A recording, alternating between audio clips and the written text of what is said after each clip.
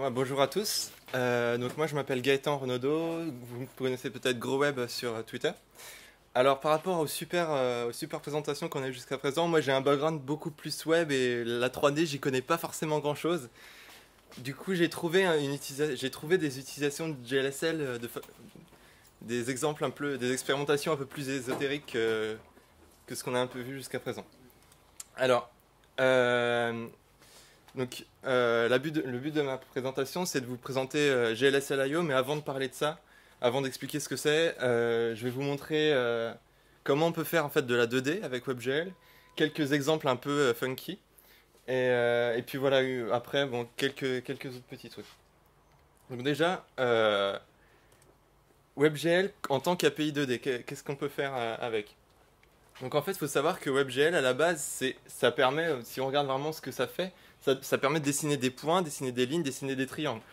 Et en fait, pour faire de la 3D, ça demande un peu plus de choses. Ça demande de faire, voilà, comme on a pu voir, il faut des frameworks si on veut simplifier les choses. On va faire des matrices de production, on va faire ce genre de choses. Donc il y a quelqu'un qui s'appelle Greg Mann qui a dit que WebGL is a 2D API. Bon, ça a créé une polémique sur Internet. Je ne sais pas si vous avez suivi un peu ce qui s'est passé. Moi, je pense qu'il y a une explication un peu plus claire qui dit que en fait, WebGL, ça permet juste de faire de la 2D, de la 3D. C'est juste deux possibles utilisations de WebGL. Euh, alors, au niveau de WebGL, vraiment, comment ça marche? Donc là, j'ai repris l'exemple qui était sur hack.mozilla.org. L'idée, c'est qu'on a une pipeline et en fait, on a plusieurs étapes. Et en fait, c'est une architecture qui est très adaptée au GPU. Donc, donc en fait, au début, on envoie des vertex, ensuite on passe dans un vertex shader, ça transforme, ça rasterise, ça fait des pixels, après on a le fragment shader. Donc voilà, en gros, nous ce qu'on définit, c'est un vertex shader, un fragment shader, des vertex, et puis on peut passer du monde un peu de JavaScript au monde WebGL en envoyant des uniformes. Alors comment on fait de la 3D finalement en WebGL? C'est qu'en fait, on va utiliser deux triangles qui vont prendre la taille du viewport. Donc voilà, c'est la façon de faire du 3D, de la 2D pardon, en WebGL. Et donc on fait nos deux triangles, on envoie nos deux vertex, nos deux triangles. Et après on utilise un petit vertex shader qui va juste balancer la position. Et après on est content, on peut juste se concentrer sur le fragment shader qui permet de faire, donc ça c'est l'exemple classique, c'est un peu le Hello World du fragment shader on va dire. Je ne sais pas si vous êtes assez familier. Tiens, un petit sondage. Qui dans la salle a déjà écrit un fragment shader? Ok, on a à peu près la moitié qui est familier avec ce genre de techno. Ok. Donc juste que j'explique brièvement ce que ça fait. Donc en fait, on a un peu l'entrée du programme, enfin le paramètre de ma fonction main. C'est que j'ai un contexte qui me donne un point. C'est le frag chord. Et finalement, c'est la position, c'est où je suis sur le viewport. Je divise ici par la résolution parce qu'en fait, c'est un point absolu. Et si je divise par la résolution, je me ramène sur un domaine donc, qui a un point, une position de 0 à 1 et de 0 à 1 en Y. Donc c'est un vec 2, ça a un point Y, ça a un point X. Et là, ce que je fais tout simplement, c'est que j'envoie. Donc là, en fait, finalement, pour simplifier, glFragChord, c'est un peu le paramètre d'entrée de ma fonction main, et glFragColor, c'est un peu le point de sortie, c'est un peu le type de retour. Bon, c'est vrai que le langage ne montre pas vraiment ça, mais en gros, c'est ça. Faut le penser comme ça. Et en fait, pose, ici, vous pouvez voir que je l'ai envoyé en fait, dans mon vec4. Donc en fait, ce que ça fait juste, c'est que ça prend le X, ça le met dans la composante R, ça prend le Y, ça le met dans la composante G. Et ensuite, j'utilise 50% de vert et ça, c'est l'alpha. Donc là, c'est un vec4, c'est RGBA, donc on l'envoie dans le frag-color. Et ce que ça fait, c'est tout simplement ça. Donc en fait, on peut le voir qu'en X, on va itérer sur le rouge et en Y, on va itérer sur le vert. Et en fait, moi, c'est un paradigme qui est super intéressant, que j'aime bien appeler le paradigme de rendu fonctionnel, parce que c'est en fait, vous pensez vraiment le rendu en tant que fonction de point vers couleur. Donc, c'est juste ça, un fragment de shader. Faut le concevoir comme ça. Enfin, moi, c'est comme ça que je le conçois.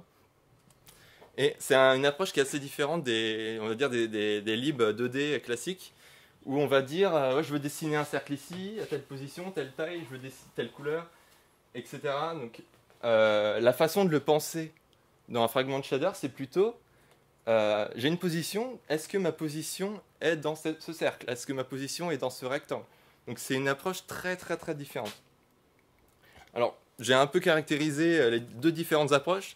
L'approche que j'aime appeler procédurale, donc c'est une approche très impérative où on a un nombre fini de primitives de dessin, drawrect ou ce genre de choses, versus l'approche, on va dire, fonctionnelle, où je peux tout faire. J'ai une fonction, par contre c'est très bas niveau, du coup j'ai une fonction de point vers couleur.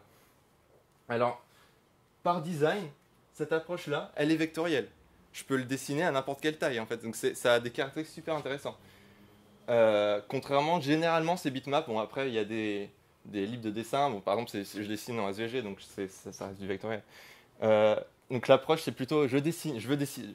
C'est très impératif. Dessine ici. Alors que là, c'est est-ce que je suis ici. Donc voilà. Je dirais que l'approche fonctionnelle, quand je le dis fonctionnel, c'est en pensant au langage fonctionnel. Donc ça se rapproche un peu des maths aussi. Alors que l'autre, c'est plus impératif. C'est très composable du coup, alors que là, c'est restreint au nombre de possibilités qu'on peut faire. Il y a des choses qu'on ne peut pas faire en Canvas 2D. Il va y avoir des limitations. On va devoir tout faire à la main après avec le buffer. Donc, alors, ce qui est intéressant aussi avec cette approche-là, et ça, c'est vraiment l'architecture du GPU qui fait ça, c'est que c'est scalable en fait. C'est du coup, on peut découper le travail peut être découpé en fait. On peut découper l'image en 4 et hop, je peux balancer le rendu vu que c'est une fonction pure. C'est super. Alors, je vais montrer quelques petites expérimentations un peu ésotériques que j'ai fait ces derniers mois. Alors, il y a une première expérimentation que j'ai fait dans ma boîte Zengularity, dans un Hackday, qui est en fait d'utiliser le WebGL comme un moyen de faire de rendre de l'audio.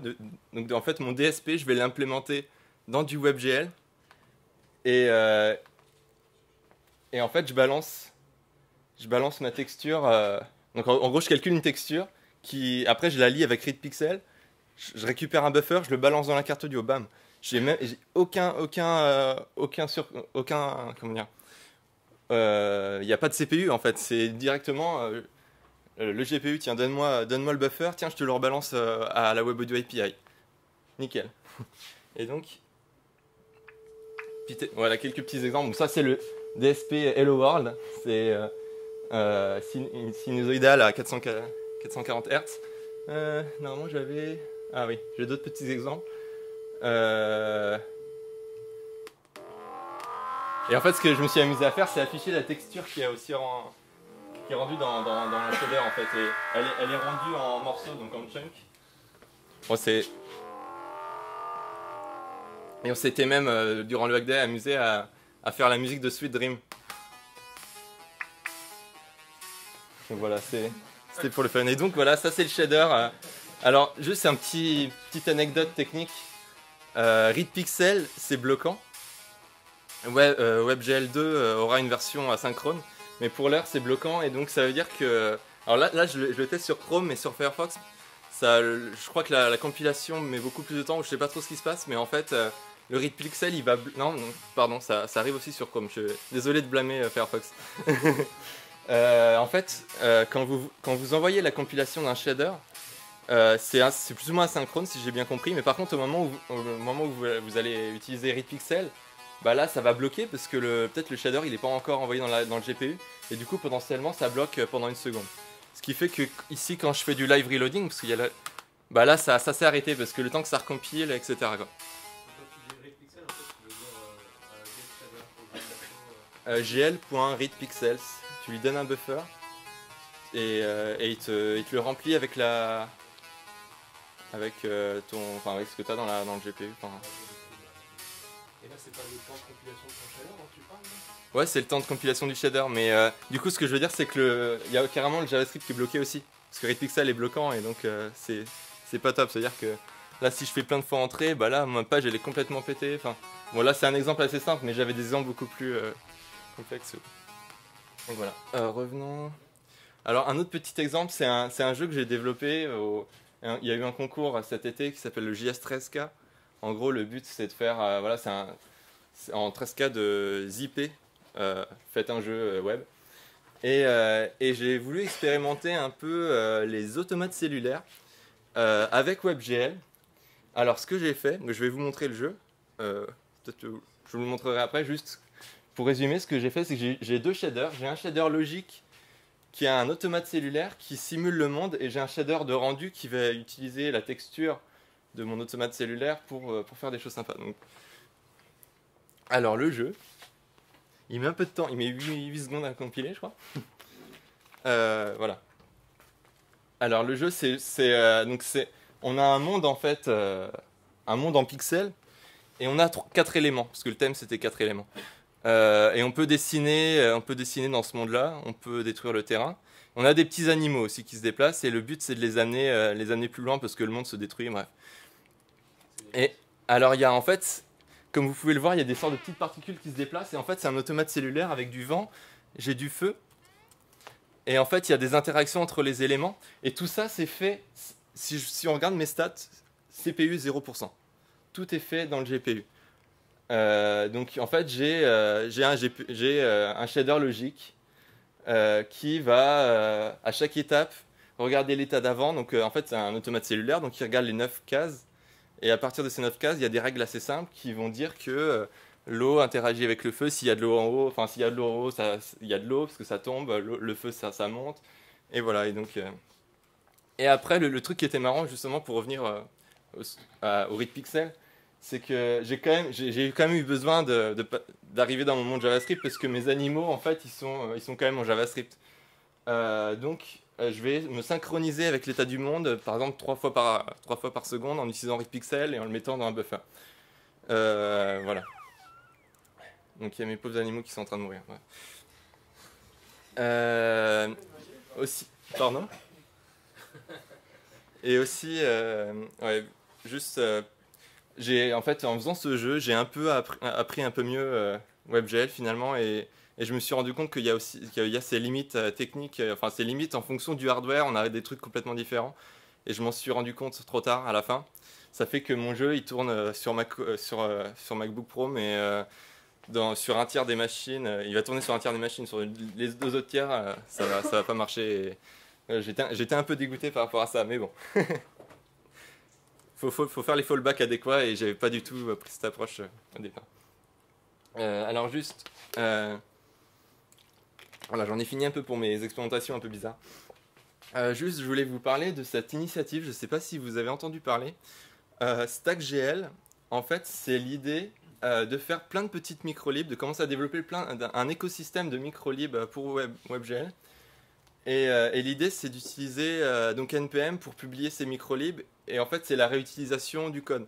Donc tout à l'heure, vous avez discuté sur ah ouais, donc j'ai développé un exporteur. Est-ce que je vais hacker dans le code de l'autre?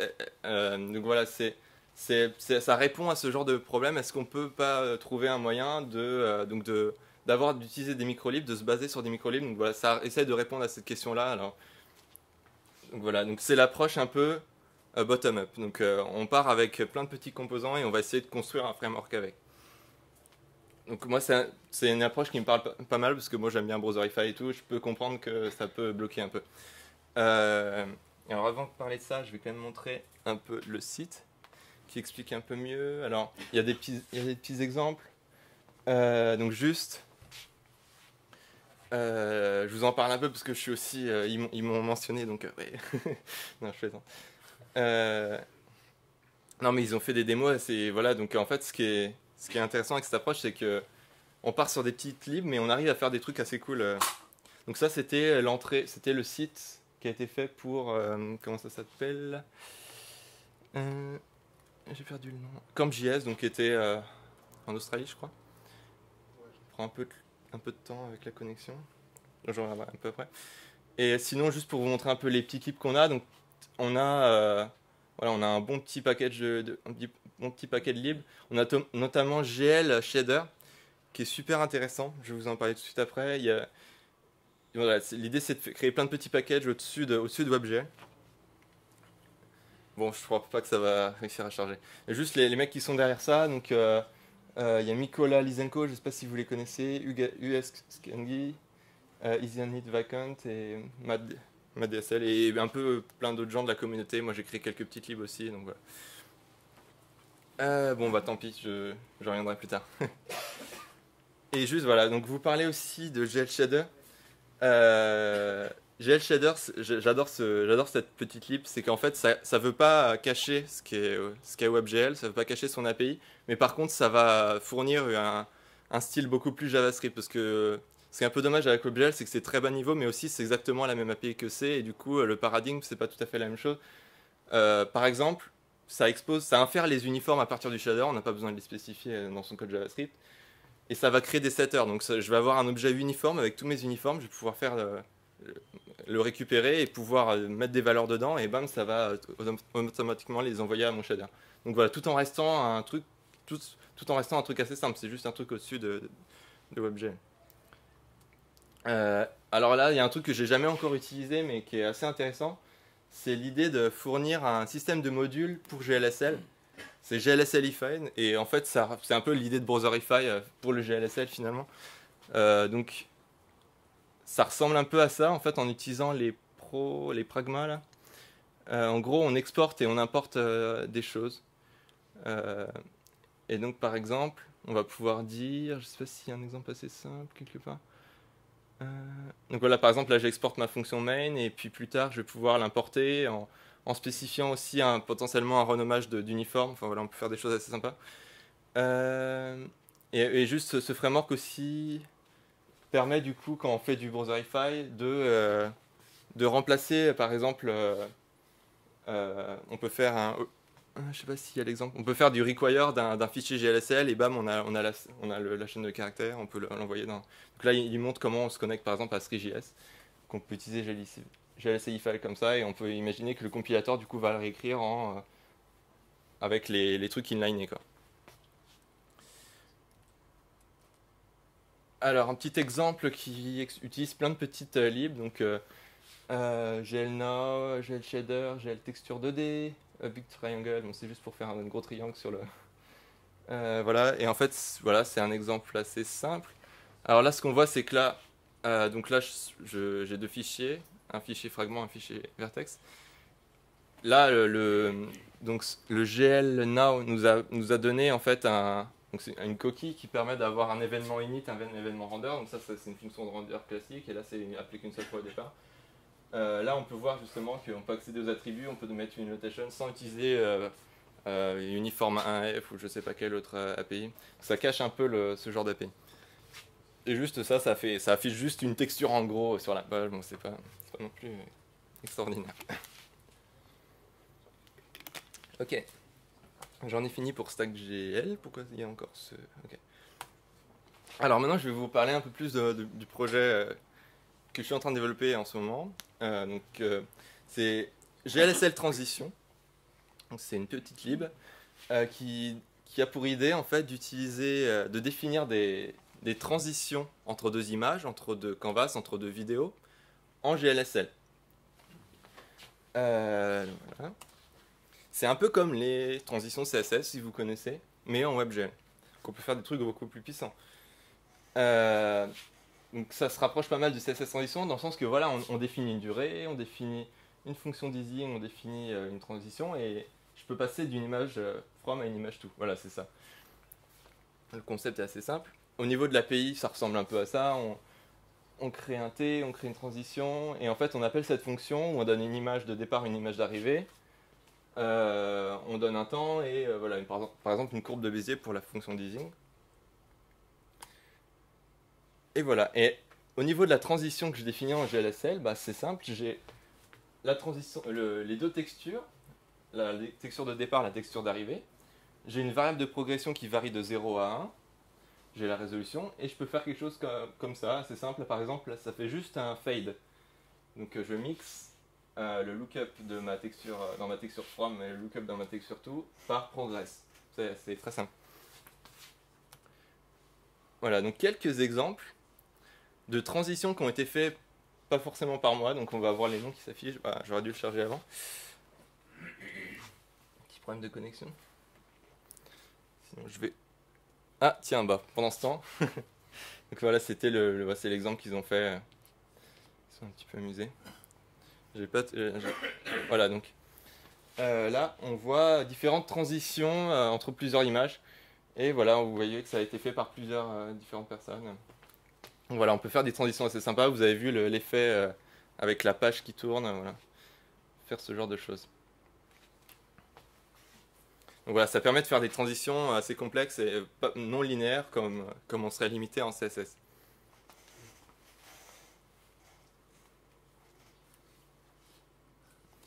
Alors un autre petit exemple, c'est de mixer à la fois ça, des transitions, et aussi un effet de Ken Burns. J'aurais dû le charger avant. Je vais passer à la suite. Alors l'idée aussi, c'est de les découper en plein de petits morceaux, c'est-à-dire que j'ai une lib qui fait juste une transition, j'ai une lib qui fait l'effet de Ken Burns, j'ai publié une petite lib qui nous donne une fonction d'easing à partir de paramètres de courbe de Bézier. Donc tout ça c'est publié. C'est aussi utilisable en standalone si vous n'êtes pas dans l'approche Browserify. Aussi, il y a cette GLSL Transitions qui est un export de tout ce qui a été fait par les gens sur GLSL.io. Donc je vais en parler tout de suite après. Ça va être une plateforme en fait pour faire des transitions. Et voilà, donc là, voilà, c'est dommage qu'on commence par la fin. Non, c'était la fin ça. Voilà, donc là, c'était un petit exemple en mélangeant le Ken Burns et des transitions. Donc on peut faire des diaporamas super puissants.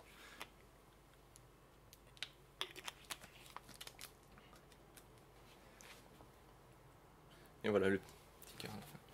Encore une histoire d'amour. Ouais. Alors GLSL.io, c'est la plateforme pour créer des transitions GLSL. Il y a actuellement 53 transitions qui ont été faites par 18 personnes différentes. Actuellement, ça ressemble à ça. Donc je vais essayer de le charger. J'espère que ça va pas être trop long. Voilà. Donc là, ça montre un peu les transitions qui ont été faites. Alors juste que j'explique un peu l'idée. Donc c'est très performant. Ça utilise le GPU, donc c'est forcément super performant. Là, par exemple, là, on est à 60 fps. Il y a vraiment aucun souci et c'est pas des trucs super complexes non plus. On peut faire des transitions entre des vidéos. Donc, c'est simple.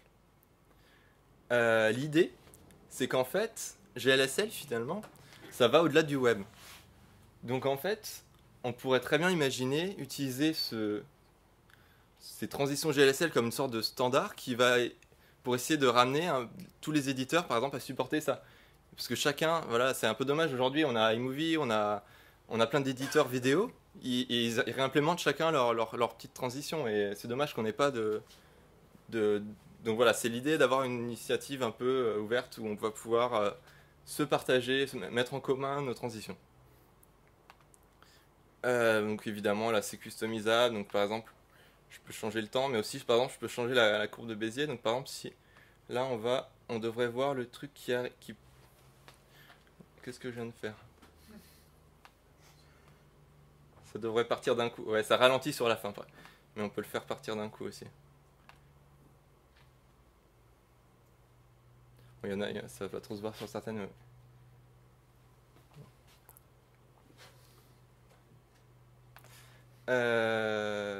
Donc voilà, on peut l'utiliser facilement, on peut télécharger de .js si on veut directement. Alors voilà, l'idée aussi c'est que c'est dirigé par la communauté. En fait, vous pouvez déployer votre propre instance de GLSL.io. Vraiment, tout est open source, tout est ouvert. Et c'est c'est créé par les gens et c'est créé sur des GIST. Donc en fait, l'architecture, j'ai un GIST root, je fork ce GIST root, je crée une transition et bam, ça va. En fait, je stocke rien, moi. Mon serveur, il stocke rien, il va juste fetcher plein de GIST. Donc c'est une architecture très distribuée. Voilà, donc, et c'est open source. Voilà, donc je vous invite, si vous voulez, aller voir ou participer. Voilà, donc alors quel futur pour GLSL.io? Donc déjà, GLSL.io, ça va rester ouvert, ça va rester community driven et décentralisé. Alors après, au niveau des idées que j'ai au niveau de ce que je veux, vers quoi je veux développer encore plus, c'est commencer à regarder comment on va pouvoir s'intégrer avec les éditeurs vidéo. il y a déjà quelqu'un qui a contribué et qui a fait un plugin pour quelque chose qui s'appelle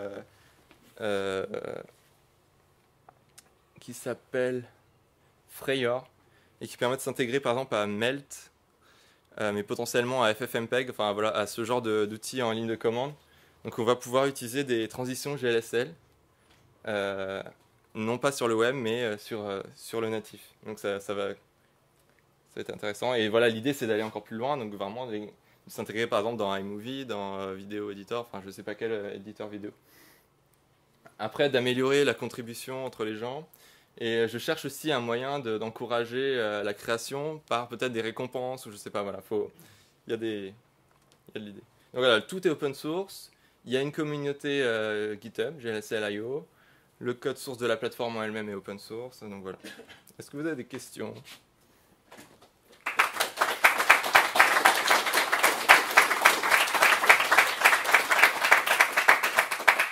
Je crois que j'ai un peu de temps, j'ai été un peu vite.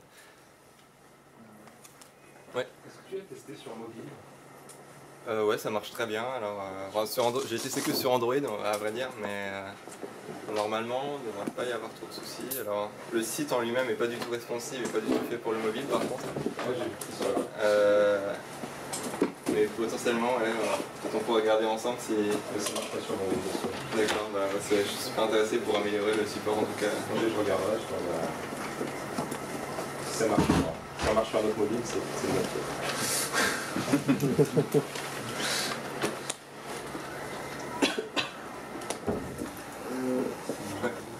C'est un truc à la con, hein, c'est juste pour vous remplir ce blanc.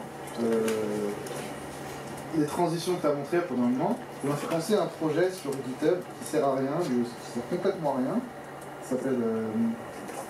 Je sais plus, en fait, c'est juste un projet où le but c'était de remplacer la page About Blank du navigateur. Quand tu ouvres un onglet, tu as une page blanche. Et c'était une page HTML qui chargeait des images. La liste elle était fixe, mais tu pouvais très bien aller hacker une source pour aller récupérer les images. Et je me dis qu'en fait, quand tu as montré une transition avec l'image du cœur et de la tour Eiffel, et du blé, etc., ça pourrait être utilisé pour. Ce projet-là, il faudrait que je retrouve. Je pense qu'il y a beaucoup de use cases qu'on n'a pas encore développé et que je vais essayer aussi de développer, mais ouais. Un About Blank en GLSL avec des transitions GLSL, ça doit être marrant. Je vais le retrouver. C'est vrai que j'ai pas peut-être assez montré les features. bien sur iOS. Juste, ouais, j'ai oublié, il y a des. Qu'est-ce qui se passe? Ne dis pas que ça marche sur Firefox OS aussi. J'ai oublié, je vous ai pas encore vraiment montré le site, j'aurais dû vous montrer un peu plus, mais on a une galerie où on peut voir les dernières créations. Donc voilà, on peut même, on peut juste passer la souris pour voir un peu l'effet. On peut l'ouvrir. On a un éditeur live, on peut changer, on peut tester son truc. C'est comme ça qu'on crée en fait du contenu. On se connecte sur GitHub et hop, ça sauvegarde dans un gist. Et il y a un truc qui est intéressant que j'ai oublié de vous parler, c'est qu'en fait, chaque transition a aussi des paramètres. Donc il y a des paramètres de transition.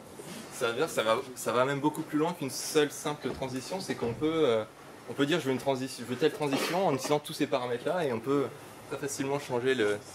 Bon là c'est juste la réflexion, il y a la perspective, mais il y a des exemples où il y a vraiment un sens d'utiliser. De jouer un peu avec les paramètres pour avoir des effets complètement différents. Notamment, si j'arrive à le retrouver, il y a des gens qui se sont pas mal amusés, hein. Des effets un peu.